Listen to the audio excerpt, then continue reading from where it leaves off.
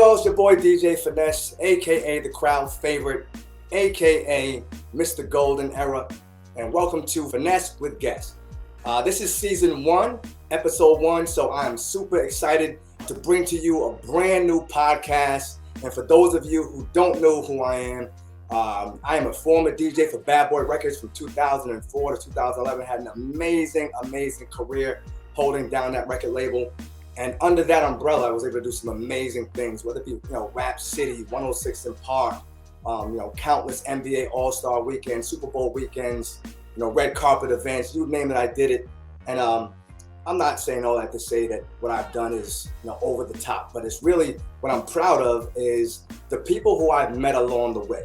So this Finessed with Guests is really not about me. It's about people I've met along the way that I want to bring you. And I think there's going to be a lot of value here on this podcast. So no matter where you're from, no matter where you're logging in from, if you're watching this as a rerun, if you're watching this as on YouTube, welcome to Finessed with Guests, with special guests. And the theme of today, I want to talk about chance meetings. And I want to have that theme run through a first couple of episodes, because there are some people that I've met along the way who have really added some value to me in my life and my career and helped out with my brand. And so I really want to make sure that I make that very clear that, the goal of this first episode is really to pinpoint chance meetings. Because I've had so many people who I've met along my career who have really added value. And these are some people who I've met in places I never thought I would meet. And they've added some value to me, and things would not be the same, and nor would, the brand I have would not be the brand that I have without these people. So I want to pay homage to that. So I really want to make sure that I emphasize the importance of chance meetings and how those can really impact and change your lives. This one brother I want to bring on right now, I met him about 3-4 months ago, and we met in Atlantic City. And after just 4 or 5 minutes of talk, I understood where he was going, where his vision was. He's a master at doing podcasts, video editing, you name it, he does it in this capacity. And I just know that I would not be doing this podcast without my man behind the board. My man Clep, what up, brother? What's going on, brother? Thank you for having me be a part of this, man. Come on, man. Listen, chance meetings. I would not be doing a podcast. And I appreciate you. Look, we can talk all we want, but you were like, look, Finesse, we're going to do this. Let's get this thing done. So I appreciate, your savvy and keep me on track. And honestly, I would have no idea how to do this. So the fact that you're behind the boards, man, I appreciate you already. This is our first episode, and trust me, your value is already being seen by myself, man. And I want to shout you out, because at the end of the day, you have to have the courage and the thrive to just do it. You know what I mean? Because I started where you started, and I know a lot of people that have started where you started, and 90% of it was just doing it. That's how you learn, trial and error, you know what I mean? So for you to just step up and just take control and say, yo, listen, I'm going to just do this. I'm going to take this time and this moment to shine and help others shine along with me. I commend you for that, brother. Good job. Well, thank you, man. I appreciate you being behind the boards. And again, I know that you're going to make me look as best as you can make me look on this podcast. You know what I'm saying? So I appreciate you, homie. Everything's good. So, and the next person is crazy. And again, guys, please understand the theme of this first episode. It is chance meetings. So I met this young lady about 6 months ago. We met in an office talking about some other virtual businesses, and just seeing her passion for helping young women all over the world, seeing how she just handled her business. And, her name is Goldie, and she has a brand called Respect Her Hustle. And, she's Clep's partner, or they're partners together. And this podcast would not happen without her. And she's already put me in different arenas that I would not be in. And so my girl Goldie, what's up? How you doing? I'm good. Thank you for calling me a young lady. I really appreciate that. That's how you roll. Absolutely. Thank you so much for having Clep and I on this journey. He and I have been working together for over 10 years. We have quite a lot of history together. We've been to lots of cool places, made movies, music videos. We've got some really cool stuff coming out soon. I'm happy to support and teach other people how to get their stories out there. That's what's special, right? We all met in a really unique, haphazard way, but look at what all of us are doing together. It's crazy. So blessings to you for getting it done. Well, thank you. And at the end of the day, I think it's about, how we add value to the lives of others, right? We come together, we add value. So again, I'm telling you guys, I said this on the first episode of this podcast, season 1, that thank you from the bottom of my heart, humbly, because here we are on the podcast. We talked about it before, and you guys helped me get it done. So thank you so much. We're doing it. All right. Absolutely. Let's get it done. Without further ado. Yeah, so that's a great segue, guys. So again, knowing my story, and this is not about my story. I think I'll have some time later on in other episodes to get really deep into my story. But there is no story without this first brother right here, because we were able to, it was a chance meeting in 1987, on the campus of college, and I was a freshman and he was a senior, and it's crazy because I saw him in the dining hall and he just looked different. Like everything about him just looked different. And I'm from Rhode Island, guys, so I'm sitting here doing my podcast in my podcast studio in Rhode Island, and he just had this look about him, and I just knew he wasn't from Rhode Island. I could just tell. Like, I think he had a Carhartt jacket on. He had some Timberlands on, and in 1987 in Rhode Island, like if you was wearing boots, you only wore boots in the snow, right? That's it. Like we only threw boots on, and I never seen a pair of Timberlands before, so he had this swagger about him. And I got to meet him through a mutual friend and realize just how talented he was in hip hop.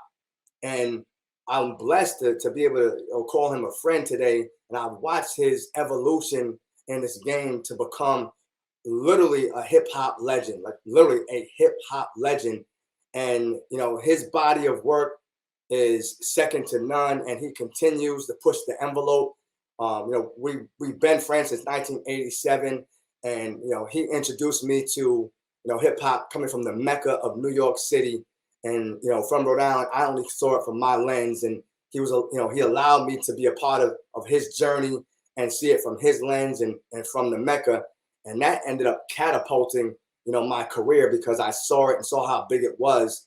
And then my goal was to find my journey and find my path within hip hop. And without this gentleman, I'm telling you right now, there would be no DJ Finesse. Not there may be Finesse, but not at the level that it was at. And so I gotta have him on on my first episode, because again, chance meetings, and here we are.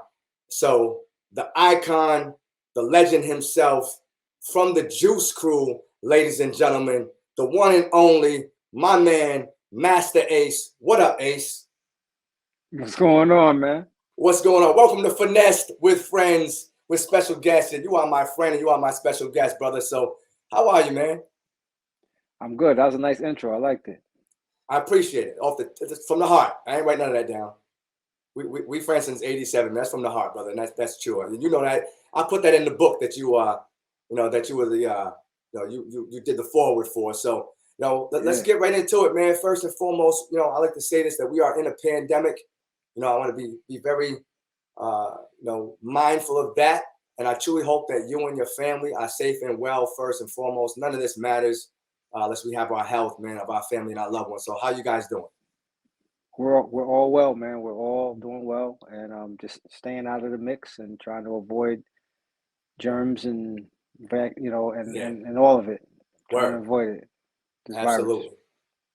So I know you've been on, man, I don't know, countless interviews, and you're still one of the people that people love to interview.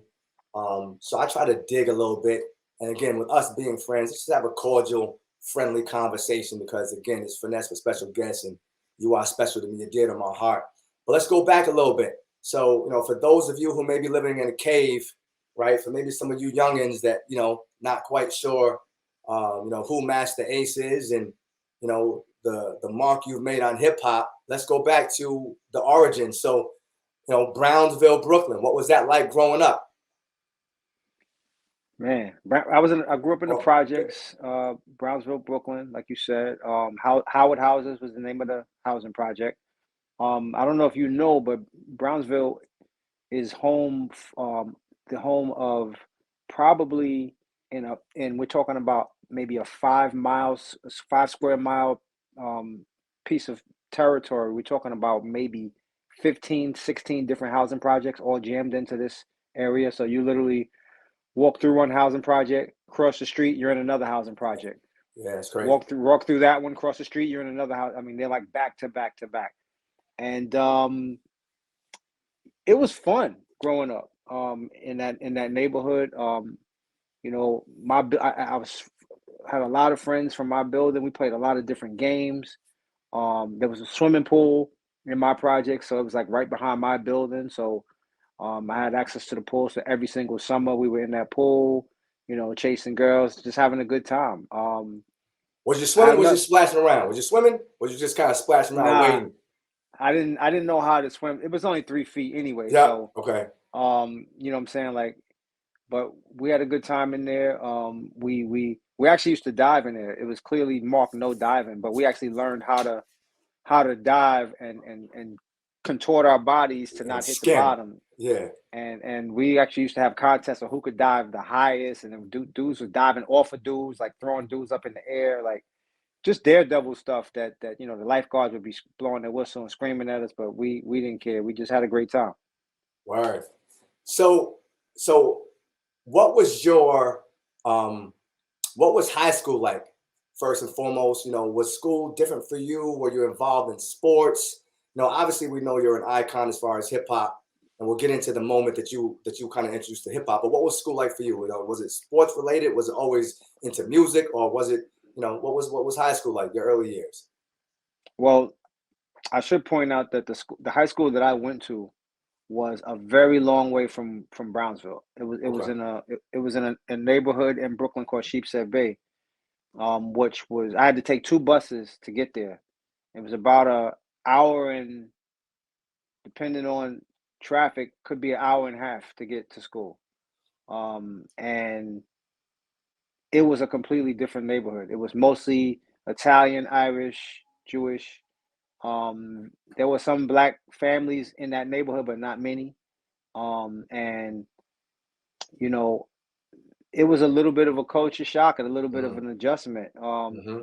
We're talking about the early '80s now. In the early '80s, there was still in Brooklyn. There was still areas where black people weren't welcome, and Sheepshead Bay had a reputation like that. I had heard stories while I was in junior high, middle school. I heard stories about the the white kids in that neighborhood chasing black students, beating black students up with baseball bats and all kind of crazy stuff. So I'm going out there not really knowing what to expect, Mm. hoping for the best. But once I got into I mean, my goal was to play football. I played football in my neighborhood. I wanted to play high school football. I was determined. So when I got to the school, like literally first day of school, I saw a guy dressed in football equipment, and I said, "Where do I join?" And he told me Right. where to go. I went down to the football office. I met the coach, and I said, "I want to play football." And just like that, I had a family. I had people um, that had my back no matter what, and that's literally how it was. Once I joined the team, I was part of a fraternity of brothers that had each other's backs, and you know our team was probably half black, half white, and some of the white guys on the team, some of my teammates, like they were in the mix with some of that street stuff, like they were. But they wouldn't let anything happen to any of their teammates, and so I knew we were well protected. And yeah, it was definitely some wild times in high school. Did you so was that a plan of, you know, the family, like to go to that high school? So that was Nah, it wasn't a plan. okay. I was supposed to go to Brooklyn Tech, which is like considered like one of the fancier higher learning high schools in Brooklyn, where you know the kids with the really good grades went, and you know usually they wanted to be engineers or whatever. And you have to take a test to get into that school, and so I took the test. Um, I didn't get the score that I needed to get, but my score was high enough that they said as long as I went to summer school to take up algebra in summer school, I could get into the school. I just had to complete the summer school, the algebra classes for summer school, and then they would let me in the fall. But what was happening during that same time is my mom had been living in Atlanta for like the past 2 years, Mm. and she was looking to get this job. It was a job offer, and it looked like we were gonna be moving there. That's what she told me. Like, we're gonna be, you're gonna be starting high school in Atlanta. And so I was like, okay. So, I'm like, well, why am I going to summer school? And so she was like, well, just go, it's not gonna hurt you to just get some extra work in math or whatever. And I started slacking on the summer school. I stopped going all the time, and because I just didn't see the point. Right. At the end of the summer, I was moving to another state, and I was going to be going to school out there, so none of this was going to matter. So I Yeah, it's slacked waste of off. time. Sure. So I Summertime in slacked off. Brooklyn. Yep. Right. So I slacked off, started hanging out more with friends and all that, and I wound up failing summer school. And then my mother comes back to New York and says, I didn't get that job, so we're staying in Brooklyn. And I'm like, I don't have a school. Yeah, right. I don't have a school. Just So then it became a process of finding out which schools still had vacancies. Because at that point, it's September, or it's close to September. So most schools had filled their quota. And I had a list of schools that was like, in junior high, they gave you this paper, and they said, list your top 10 schools that you would want to go to. And I listed all high schools that have football teams because I knew I wanted to play football. So I just put a whole bunch of names based on what I heard people talking about this school, that school. So I put a bunch of different names. Sheepshead Bay was one of the schools. So the first couple on that list, they didn't have any vacancies, and Sheepshead Bay did, and I got accepted there, and I did fill out the paperwork, and that was it. I went there. That's it. You found the football. So, Yeah. but it also sounds like education, Ace, was important to not only you but your mom.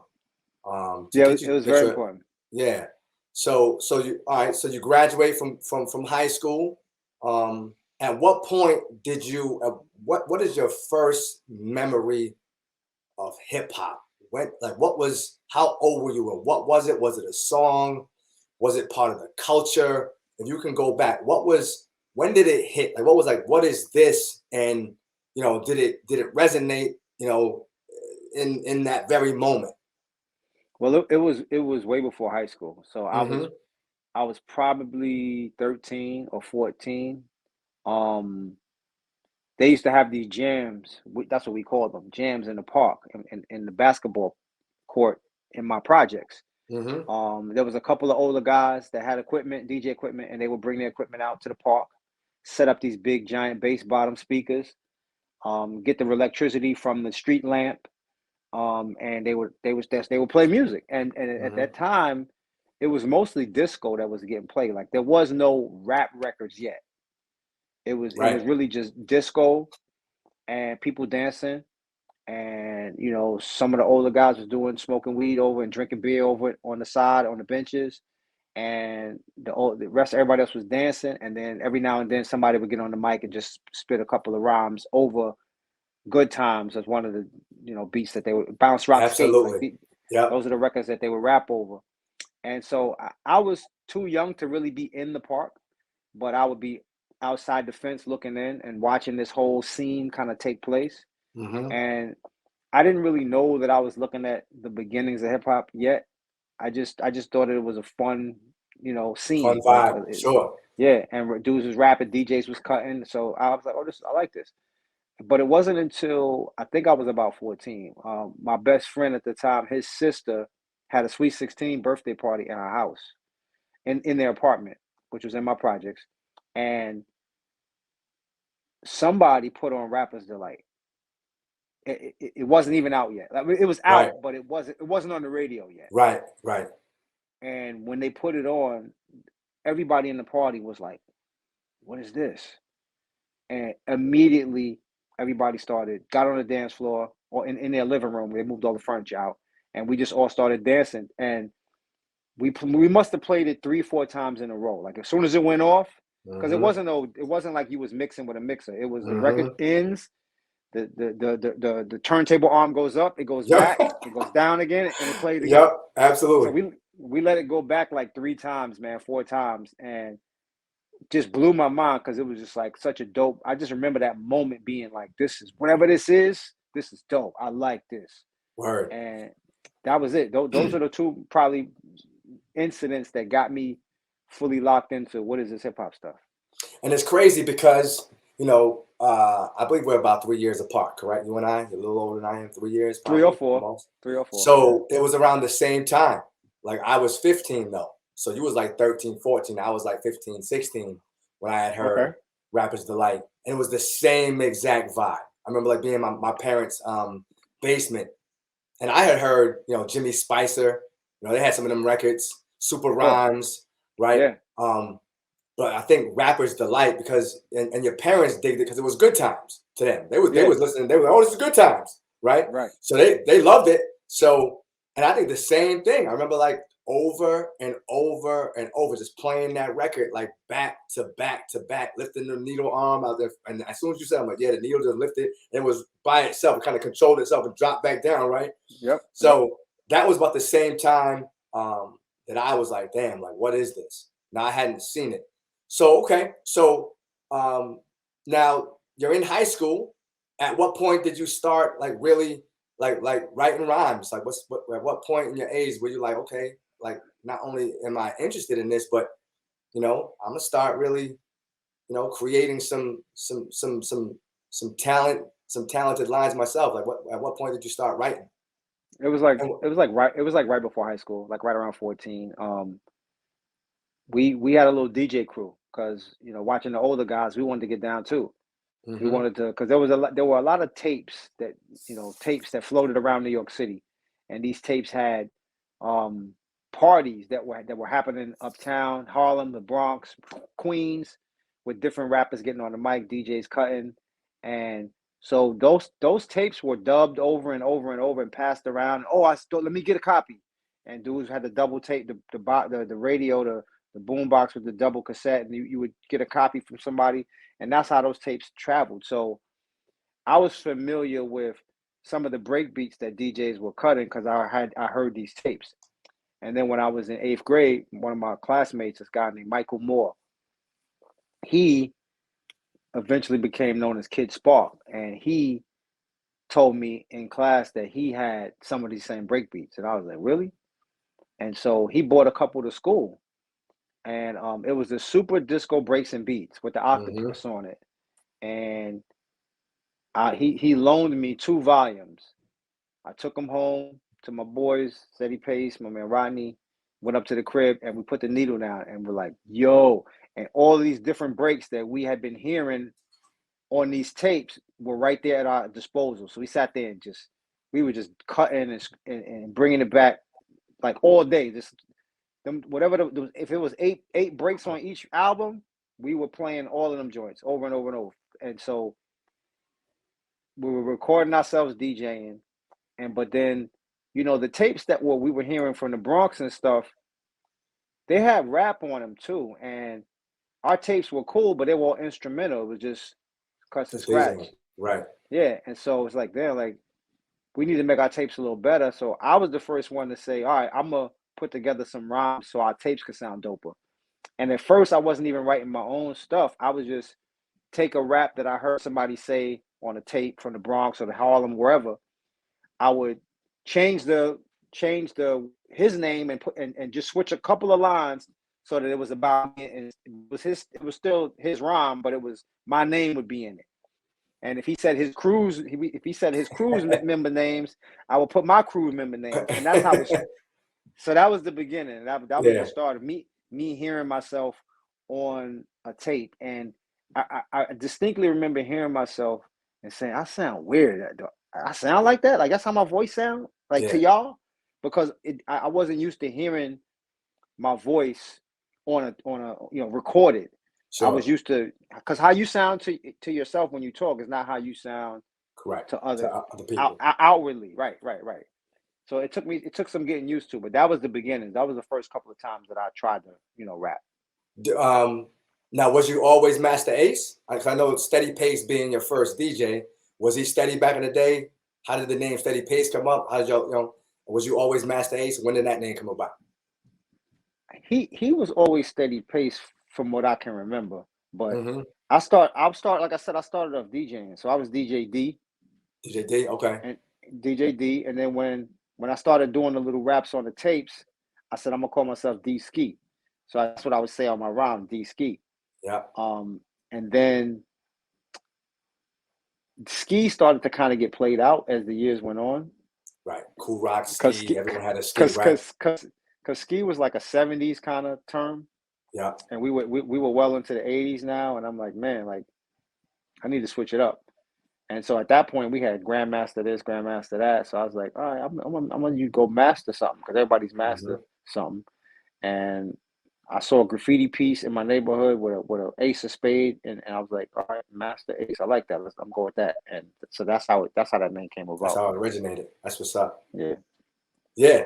So all right. So high school, you start MCing. And here's what's funny. I'm not sure if you remember, but when we was in college, you know, when you had left and you had graduated, went back to start to, you know, create your first album, and you came back, and it didn't dawn on me because we was hip hop, right? We was the culture of hip hop. We was all involved in. We were trying to be graffiti artists. We were trying to be DJs. We were trying to be MCs. We were trying to be b-boys. Like we were really enamored with the culture. And I remember you came back to 90.3, and we'll get into that to a minute. And you jumped on the turntables. And I was like, yo, Ace can spin, but it didn't dawn on me. And I remember, I'm like, yo, of course he can spin because we were all involved in every aspect of hip hop. We just branched off into the thing that we were best at. So like, you know, I try to write rhymes. I try to write graffiti. And I could spin. I could break a little bit of pop, but I was best at DJ. So that's where my lane went. So it didn't dawn on me. I'm like, of course he can freaking DJ because he's hip hop, right? So but I did not know that you were in a DJ crew growing up. Yeah. So I didn't that piece I didn't know. Yeah. All right. So 5 of us. 5 of y'all. Okay. Yep. All right. So we graduate from high school. You're looking to play football, and you're going off to college. Now, of course, I met you at the University of Rhode Island, and it's funny because, you know, when I talk about you, and I talk about you all the time, people say, yo, Masta Ace went to, because they know you from the world and they know you from hip hop, what you've done. And like, and they're like, yo, he went to URI? I'm like, yo, yeah, like Ace went to URI, bro. Like, and they felt like, it's almost like you couldn't have gone to some college here, right? So what was the decision to come to the University of Rhode Island? Someplace, you know, off the beaten path. And if you're watching this podcast, just understand that Rhode Island is a very small state, in between Connecticut and Boston. And if you're going 70 miles an hour, it'll take you 40 minutes to get through. You're gonna miss it. So we are right here in New England. So what was the decision to come to URI? So there was a few schools that I was applying to. I applied to like 2 schools in North Carolina. And another school somewhere else, like far. And my mother was like, you know, if you go to one of these schools all the way out there, you're gonna be on 3-day weekends. You ain't gonna be able to just run home, and you know, you're gonna be stuck up there for 3-day weekends and all that. You're gonna be stuck up there, and you know, even some holidays, I might not have enough money to have you fly home or whatever. And so keep that. You better apply to something close too. And so, you know, football was, I still considered myself that I wanted to play college football, like I wanted to play high school football. So I was kind of determined to find a school where I could play. I knew I wasn't a Division I guy, like a 1A guy.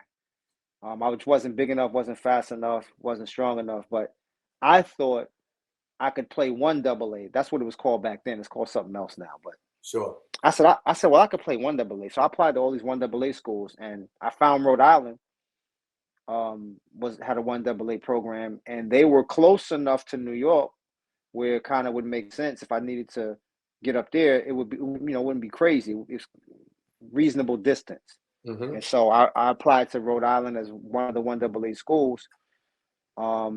To my surprise, got accepted. And I was like, wow, okay, so at least I'll be closer to home. I guess that's where I'm going. And went up there with the intentions of playing ball. But my mother, you know, she was wise, and she said, you know, don't go out for the team your first year. Get acclimated to college life first, so that you don't have football and school on your plate. She didn't want me to mess up the grades. So extremely wise. I took the first year because I was going to have to be a walk-on. I wasn't getting a scholarship offer. And so the plan was get through freshman year and then sophomore year walk on. And what happened was when sophomore year came around, I had lost the passion to play. 1 year away from the game meant 1 year of no lifting weights, 1 year of no running. Like there was nobody in my corner telling me, listen, if you really want to play college ball, you need to be working out, even though you're not playing freshman year. You need to be running, working out, nutrition, all of that. I didn't have that because I was a walk-on, so I was literally just kind of doing my own thing. I got caught up in kind of just being a regular student at URI and the social scene, and I realized that I didn't miss it like I thought I would, and so I never strapped on the helmet again. That's crazy because and shout out to your mom, man, for being that wise. And I think that for all of us, when you're going through life and you're trying to pursue something, like we only know what we know, right? We only know what we know, and we don't know what we don't know. So thank God, like for your mom to say, look, man, get acclimated first, figure out what college life is about, what it is to be a student, be away from home on your own in that capacity and lock down the grades because, you don't want to sit, come up top and all of a sudden, botch that. But it sounds like it's pretty cool that, you went to both high school, following football, and you came to URI following football. Did anything else take its place? Did anything else take the place of the love of football during that time? Was it music? Was it hip hop? Or just kind of figuring out hip hop was always there anyway. Sure. Because I was still rapping, making tapes and all of that. But the thing is, that's that sophomore year, because that sophomore year was when I decided not to play. That winter break of sophomore year was the year that probably changed my life. That winter break, I went home and I entered this rap contest in Queens, New York, United States of America. I wound up winning the contest, and first prize was 6 hours of studio time with Marley Marl. So that would have been the winter of 85 going into 86. Yeah, because my freshman year was 84 going into 85. So 85 going into 86. I won the contest, met Marley Marl that summer, which has been the summer of 86, and started recording demos. And all of a sudden, it was like, oh, this might. I still didn't know what it was going to be, because I was in school, I was still pursuing my degree. I switched my major from chemistry to marketing after my first semester.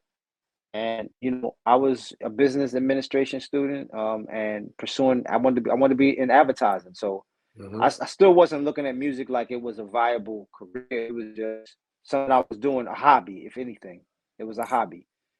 And so that's kind of how I viewed it all the way up until I graduated in '88.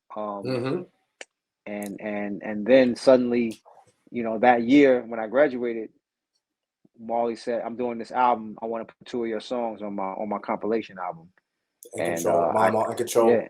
Yeah, Mama in Control. And I signed like a little paperwork or whatever to get songs on the album. I don't even remember if I got money. Maybe $500. I don't remember what I got money wise. It was something small. Sure. But I was gonna have my songs be heard by the world for the first time. I was like, oh, I'm actually gonna have a record out. That's an easy trade-off. Trade-off as far as what the money would have been up front compared to the world. And I've made that trade with my man Special Ed, and I'll tell you that story some other time. So do you remember the competition during the at that skating rink? Do you remember anyone like oh, nobody, this dude is nice? No, nobody else notable that went on to have careers, but that same contest, because I entered the very first year they had the contest, and the years following me, that contest was won by Kwame, Super Lover C, from Super Lover C, Casanova, yep, and Father MC. Okay. So that contest put out 4 other artists who got deals. Absolutely. and had careers. Okay. So Yep. so you win the contest, studio time with Marley Marl, one of the most, famous, DJ producers, the originator of the Juice Crew. Yep.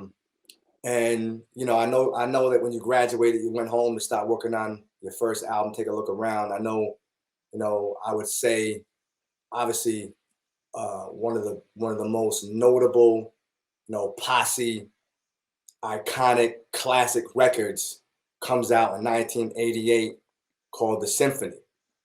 So, and I was watching the Yada Mean podcast, and I saw Kane on the podcast, and Kane was Yep. talking about how Raw was supposed to be the symphony, and I didn't know this. So they had asked him a story about Raw, and he was like, "Well, I was doing Raw, and Molly said, yo, I'm gonna put Cool G Rap on Raw." And Kane was like, "All right, well, it's Cool G Rap, hell yeah." And then Molly called him again, said, "Yo, I want to put Craig G," and Craig G just came out with Duck Alert and Dropping Science. So Kane was like, Nah. Let me help you with that story. So it wasn't Raw wasn't supposed to be the symphony. What happened was they did like a Raw remix "Okay, with G Rap and Kane going back and forth. gotcha, And okay, and Marley played it on the radio a couple times. And so people went crazy. Oh my God, G Rap and Kane back and forth. That's crazy. So Marley was like, well, I want y'all to do something like that for my album. gotcha, okay, And so the plan was they were going to go in and record another kind of duo back and forth kind of song with the two of them for Marley Marl's album.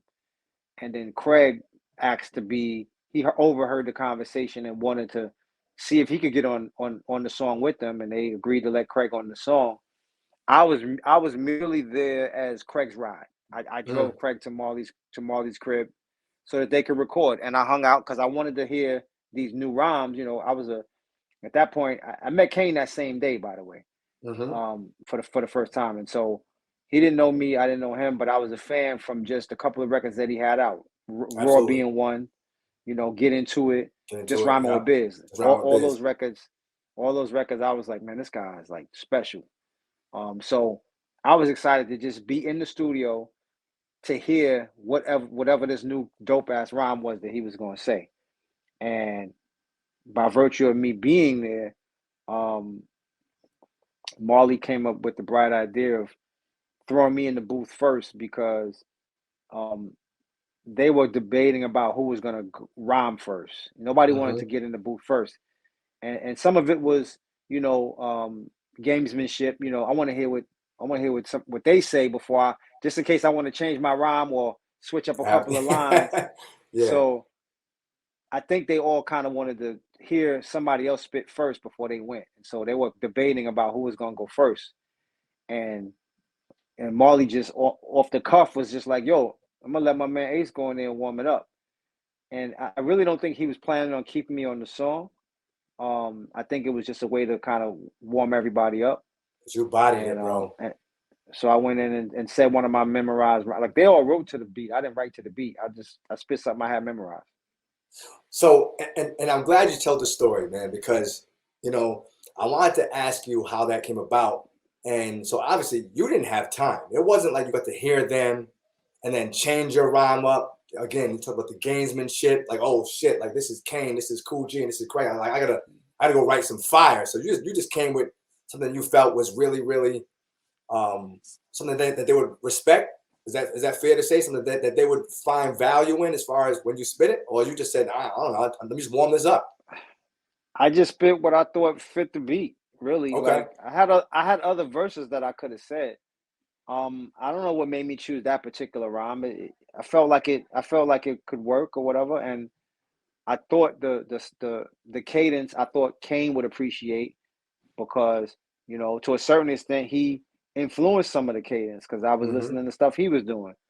So I spit that rhyme, but once I heard G-Rap's rhyme, I was like, man, I should have spit a different verse. I should have spit something else. Yeah. But you know what though? I think there's a compliment. Like, so, G-Rap is G-Rap, Kane is Kane, but Ace is Ace. And you look at, everyone has had amazing careers. And that, to me, you know, I think there's three, in my opinion, there's three bodies of work that have just totally cemented your legacy. I think that obviously being one of them, you know, you know, the symphony being a classic joint. I think Born to Roll, you know, and it's funny because I was always a, you know, Jeep ass nigga. Like that was my joint. I remember I had the T-shirt, right? Yeah. And then taking that, remixing it, and becoming like a West Coast, you know, car anthem, in my opinion. Yeah. And then I believe Disposable Arts. I believe, like, to me, like those three bodies of work, you know, and I know two of them were singles, and Disposable Arts being, you know, an album, I think really, to me, like cemented your legacy. But, you know, to see what you've done and continue to do, like I think a Brooklyn Story still, and we can get into that in a little bit, is still, if you haven't heard a Brooklyn Story, if, you know, for those of you listening right now, if you do not, I'm telling you, download, buy a Brooklyn Story. It is front to back. There is no skipping any joint. That to me is one of your best. To me, that's one of my favorite albums of Masta Ace. And I told you this time and time again.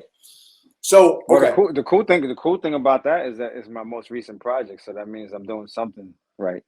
still to this day, yeah. Yeah. And I mean, yo, when I heard that, I'm like, oh my god.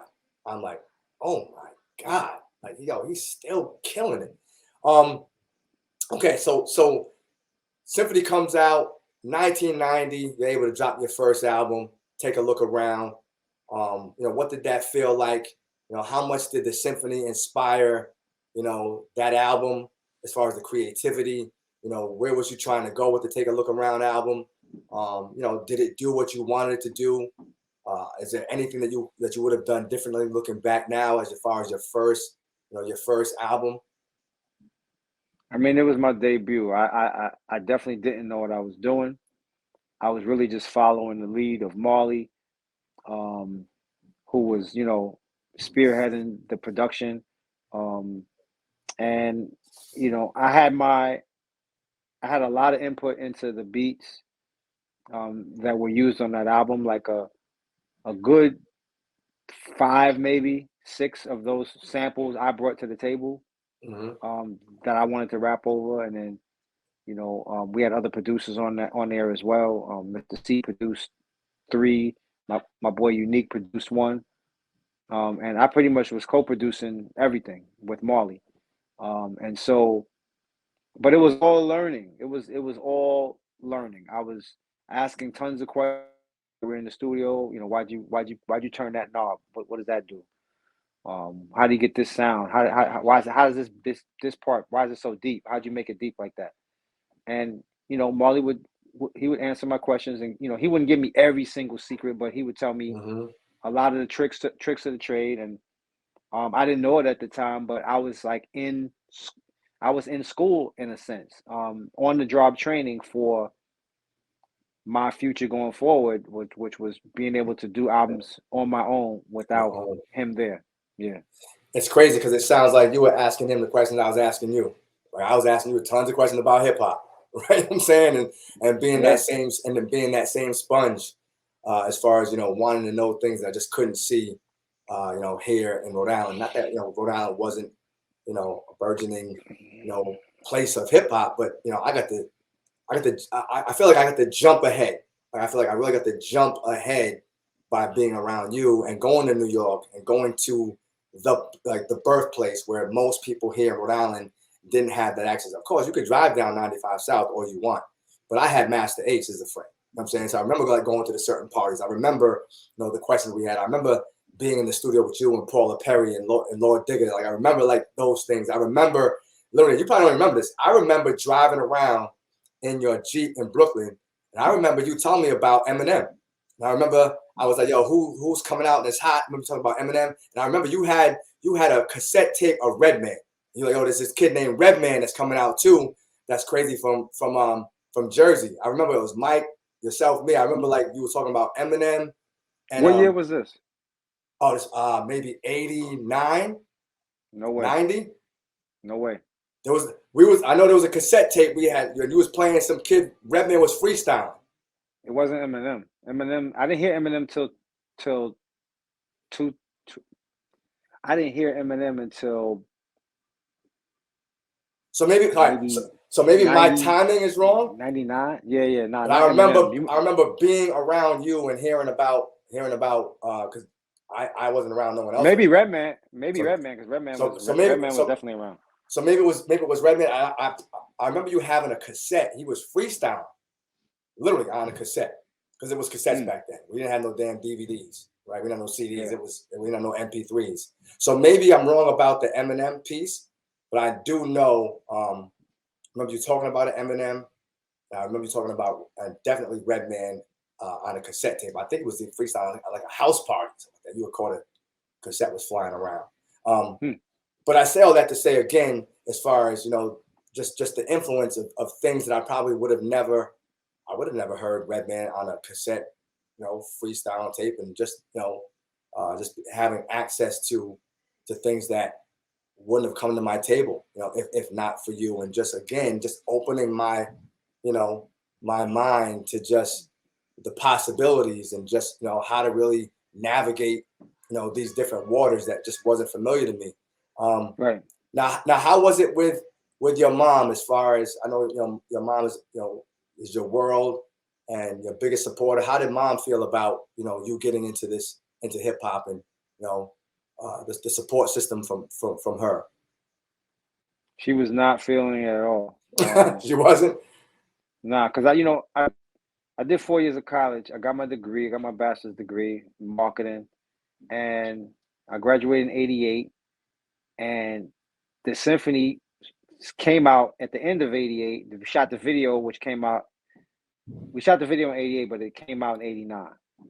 And by '89, she wanted to know where the job interviews were. What's going on? Mm-hmm. Like what is happening like right now? Like you're supposed to be out here going on interviews. Like what is happening? And I'm like, well, I kind of got this little music thing happening, and I was going back and forth to Marley's crib, staying, probably staying late or coming back the next morning. Like sometimes I would spend the night and work.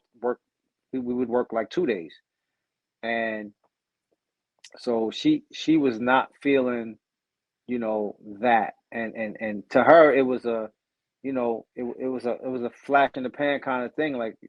And if it was my kid, I would be the same way. Like, what are you doing? Like, you have a degree.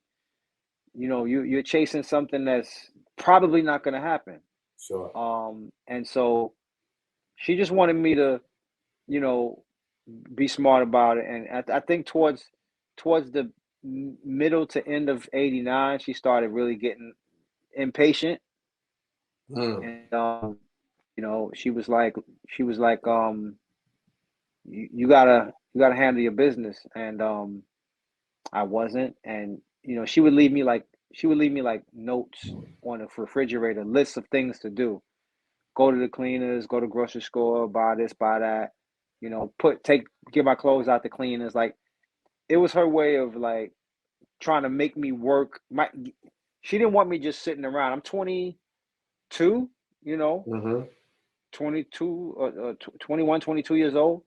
And I guess she just couldn't handle me just sitting around, because I was, if I went to the studio, I was coming in 3, 4 in the morning, and then sleeping until 2, sleeping, yeah.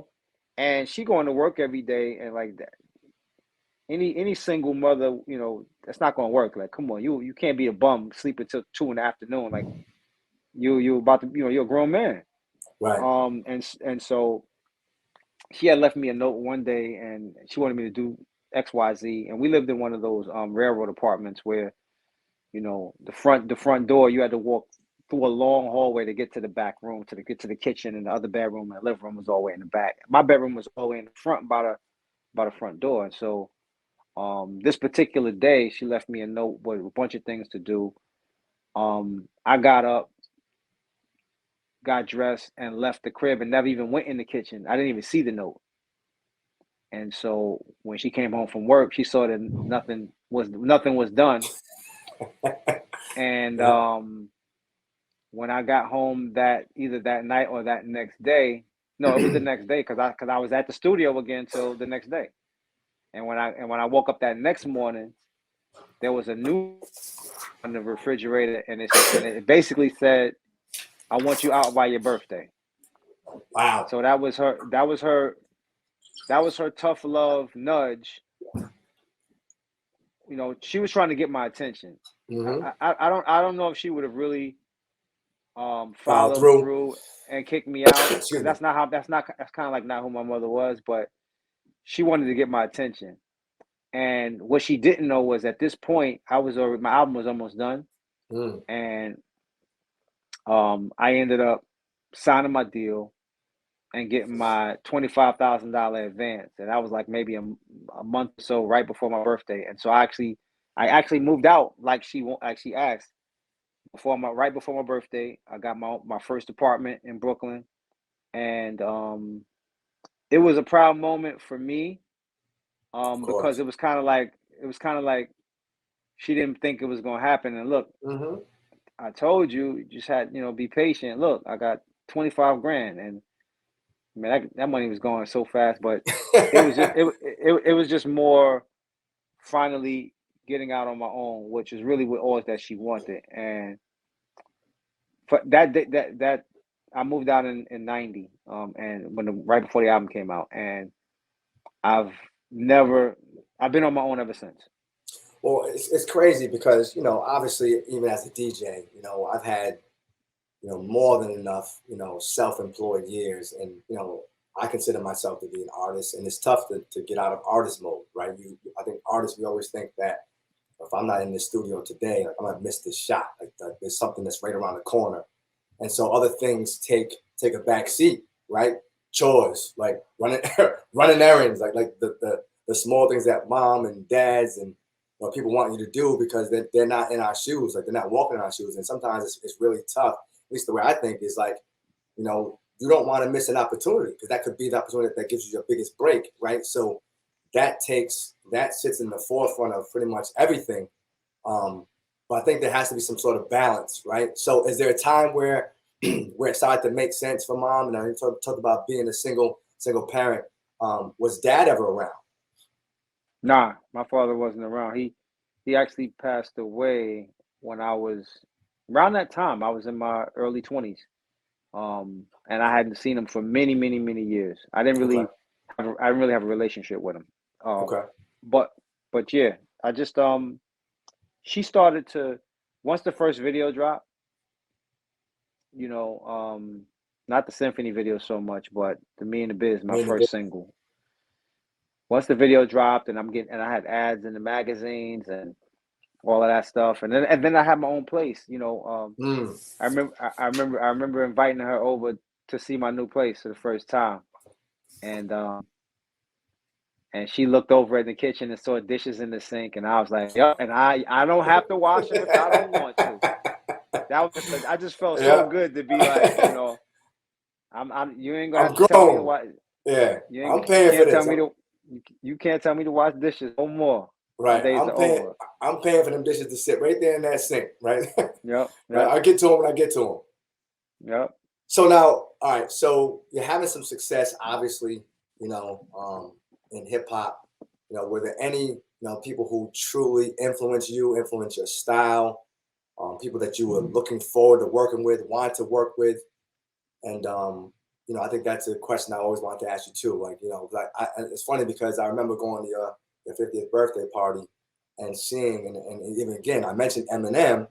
And I know, and I even seen his video of how much you influenced him, right? So here people talking, oh my God, like, here's this iconic guy named Eminem who's influenced by what I believe is an iconic, legend in hip hop. It only makes sense to me, but some people find that kind of odd because I think the stop. And it's funny, if you listen to early Eminem, to me, he sounds like you, Ace. Like he has a lot of your cadences. Like he sounds like early M. You can hear the Masta Ace influence. Who were your influences? Who made you want to rock? Maybe change up the way you flow, or who really pushed your envelope like that? It was three or four dudes. The first was LL. Mm-hmm. Because he was the first rapper that I heard like using big words in his rhymes. And so that opened my mind to, you don't have to just say cat and bat. Like you could really just use a bunch of big words, and that's kind of cool. I was a good English student, so I was like, hey, let's use some of these words. Right. And so, hearing LL on I Need a Beat, we say insurmountable beat, subject of discussion, you're motivated by the age of percussion. Like all of that was like, okay. So I started kind of putting bigger words in my rhymes. And then the next person was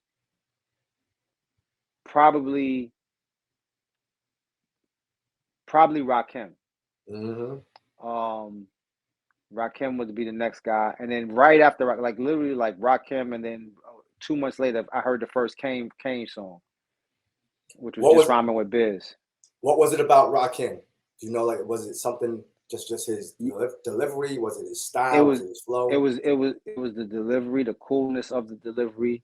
It was the cadence, because nobody really rhymed back then. Everybody would rhyme the last word in their line, and that was it. For the most part, but he came in the door, said it before, never let the mic magnetize me no more, because it's biting me, fighting me, inviting me to rhyme. Can't hold it back, looking for the line. So that was new. Nobody was doing that. That's why Rakim blew up the way he did, because it was groundbreaking. Nobody was rhyming like that. And so it just, Rakim and Kane opened my mind to the possibilities, lyrically, the possibilities, the other things that you could do with words and wordplay over beats and rhythms. And it wasn't just about, rhyming the last word, last word in each line. And then the fourth cat was definitely Slick Rick. Storytelling. I think that was because the rhyme that I said at the contest at USA in Queens was basically. I remember the hook or whatever, but I don't remember the story. But it was based. It was essentially based on Lottie Dottie, like the way he told this story about this girl, and it was a crazy punchline ending and surprise ending, and throw a few curses in there. And so I won that contest really because I was doing something similar to what Slick Rick did. Gotcha. So those would probably be the four cats. There's other people along the way, but those are like the four cats in my early development where I was, trying to find myself. Okay. And so I guess a good segue to that is, let's take it to where we are today. Is there anyone today who pushes your envelope? Is there anyone today that maybe that you have not worked with, that you'd like to work with? Like who today would you say, or even like we talk about basketball, right? Talk about eras. Like, who from this era could play in the Jordan era? And if Jordan was in this era, he'd average 50. Talk about eras, right? Who do you think from maybe this era could maybe, last in the 90s and really, make their mark in the 90s? And is there anybody here in this era that you would like to work with? Maybe you already have, or maybe that you even want to work with nowadays? I mean, there's a bunch of incredible lyricists out there, J. Cole, Kendrick, I always say Elzhi because Elzhi, and I worked with him on the last record, but he's a branch off the Nas tree, but he does it different, but it's just the level, the intense way that he puts words together. That's the kind of stuff I like listening to guys that make me go like, oh, I don't know if I could do that. That's G-Rap was like that for me too. I knew how dope he was, but he wasn't somebody that I could emulate because I couldn't do what he does. Right. It was just not in my wheelhouse to rhyme that intricate. Like it was just too much. I couldn't put it together. I could do it in spots, but not for as long and for like a whole verse. Like verse. just insane with it, you know. So yeah, I like listening to those types of guys. I like Big Sean. I think he's super Yep. lyrical and dope. People, you know, he got radio hits, but he could rhyme. Like that's all.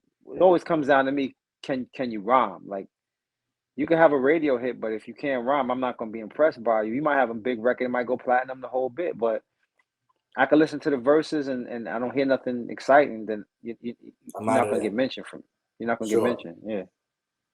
So okay.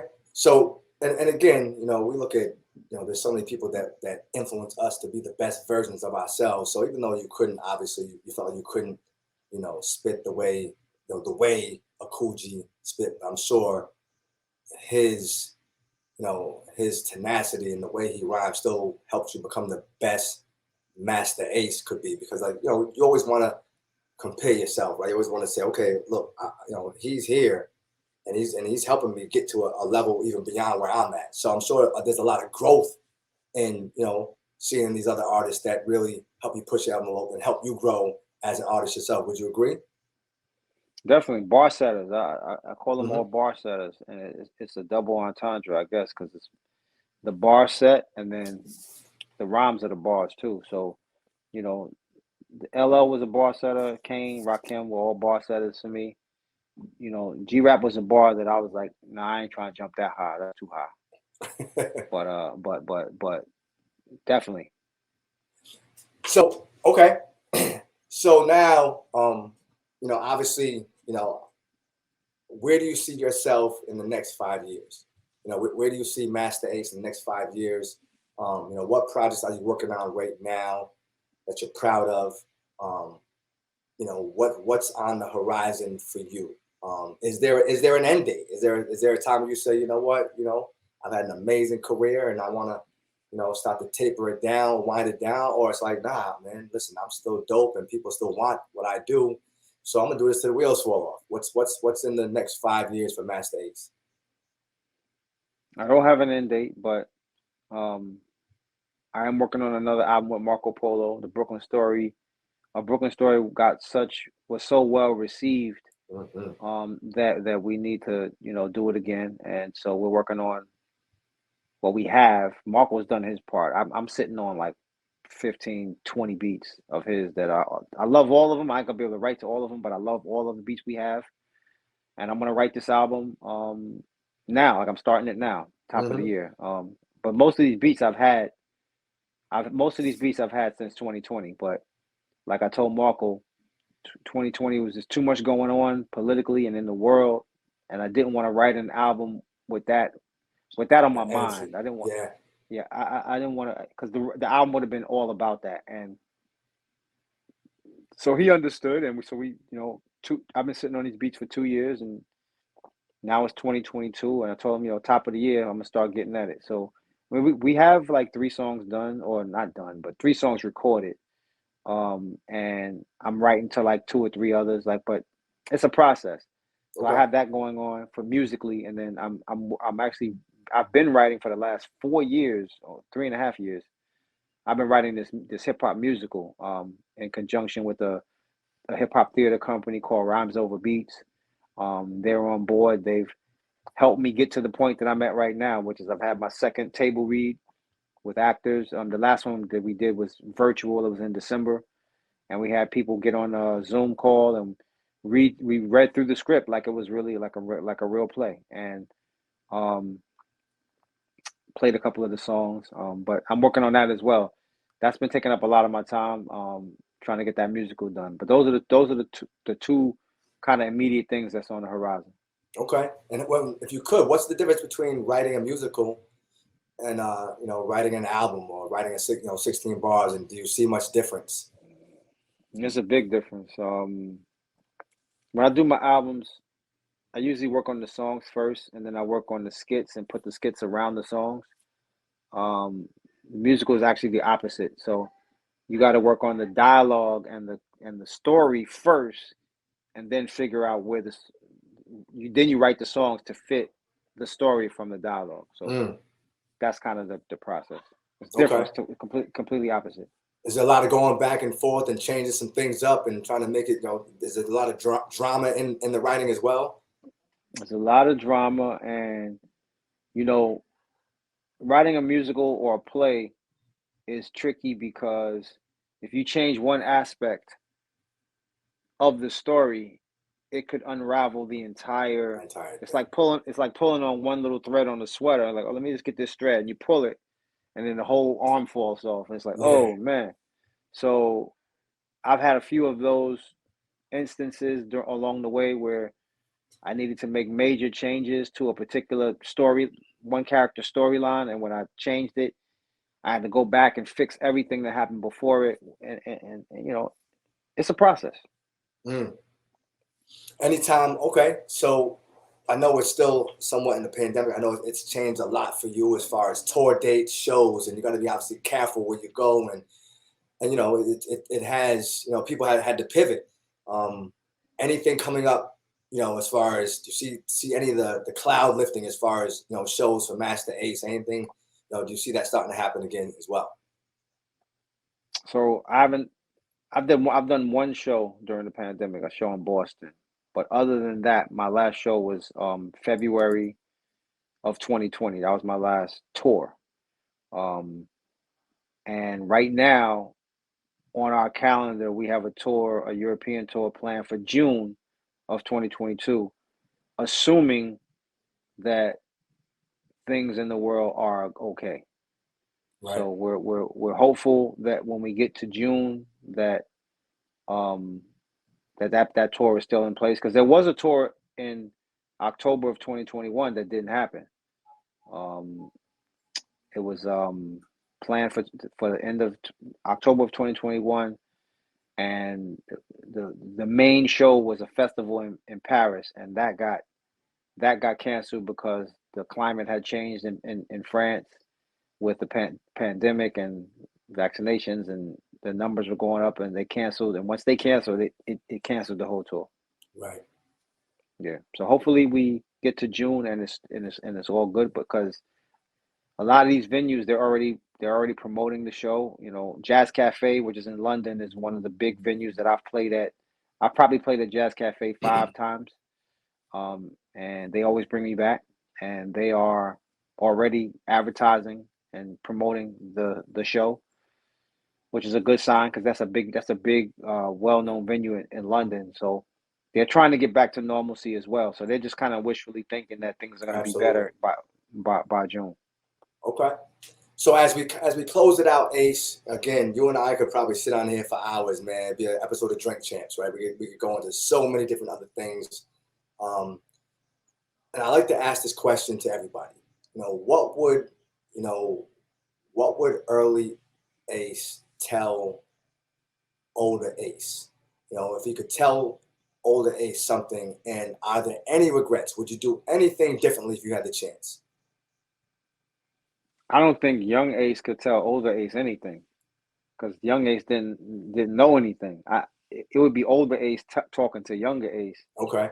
And giving him some lessons on things that he could do differently for better outcomes. Give me an example. What would older Ace tell younger Ace? I would have told me to move to LA and really try to pursue production, because at the time that I had Born to Roll, INC Rod sitting on Chrome Out, like, as a producer, I was a commodity in LA, because all those records were big records in LA. And I was just so intent on getting back to New York and getting back to my roots that I ran from LA as fast as I could. I didn't want people to think that I was, because I never lived in LA, but people in New York thought that I moved there and was living there because of the success of the records. But that wasn't the case. But I was so worried about acceptance in my city where I'm from that I probably cheated myself out of potentially a different type of career. Because I really think that I was onto something with the production that I was doing. and I could have done some really big records for some big artists, and probably met a lot more people and worked with a lot more people. Because I came to New York and it was the same, crab in the barrel mentality. Nobody trying to help each other out. Everybody just kind of pulling each other down. And I really could have maximized my time in LA had I approached it differently. Okay. So old Ace would have said, to younger Ace, listen, follow your heart. Like, don't worry about what other people think. Yeah, don't worry about New York. New York ain't going nowhere. LA is better than you right now. You had three records on the heavy rotation in LA. Go out there and produce some joints for some artists out there, because I would have been able to really get, I could have did some joints for some people. So leave us, Ace. We hope that there's gonna be there's gonna be a lot of people watching this, right? So leave the folks here with a nugget, especially those people who would love to have a career like yours, and doesn't have to be in music. Leave someone with a nugget that they can take with them, and we hope that nugget will help them, again, get to a different place in their life that they're trying to get to. So leave us with a Masta Ace nugget that folks can take with them as we end this. Well, from a musical standpoint, I always tell, because I speak a lot of times at schools, high schools, junior high schools, and some of the kids say they want to get into music, and I always tell them, make sure that music is not your plan A. Music has to be your plan B, and your plan A is the career that you want to pursue. Find something that you love to do besides music and pursue it as a career. You can do music as a hobby, as a side hustle. If once you get to a point where you can live off just music, then you can make music your plan A. But what you don't want to be is that 23, 24-year-old kid still living at mom's crib, not doing what you're supposed to be doing, and end up getting that note on the refrigerator saying, "I want you out by your birthday." Absolutely, and that's the great way to end it, Ace. Listen, man, you are literally, you're a friend of mine, someone who I respect and admire dearly, and I can't thank you enough for being my first guest, and thank you for, again, allowing me into, your world, because you didn't have to do it. Here I was, a freshman, linking up with a senior, end up being one of your background dancers for some of the, for a fashion, the talent show we had, and just taking me under your wing, man. And we jump on Zoom still and chop it up with a bunch of friends from school. So this is more than just music for me and you. And again, I just want to thank you from the bottom of my heart for allowing me to just tag along, brother. As long as you will allow me, and then see it for myself, and then still, be someone who I look to for guidance, and just, to follow, a path of success. So thank you for all you do. Let folks know where they can find you. Give us your social media handles so we can jump on your Instagram, your Twitter. So let everyone know how to find you. Absolutely. My Twitter is at Masta Ace, MastaAce. My Instagram is Masta Ace Pics, PICS. And my Facebook is Masta Ace Official. That's my fan page. Well, brother, God bless you, man. We love you. The fans love you. You are truly my brother. I thank you again for being my first guest on Finessed with special guests, and it's my special friend. And guys, I truly hope one statement, one story, one segment, added value to your life and can give you some different options, man. Look at things a little bit different. I truly hope that you're able to finesse your lifestyle. So this is DJ Finesse, the crowd favorite, aka Mr. Golden Era, signing off. Love you guys. Peace.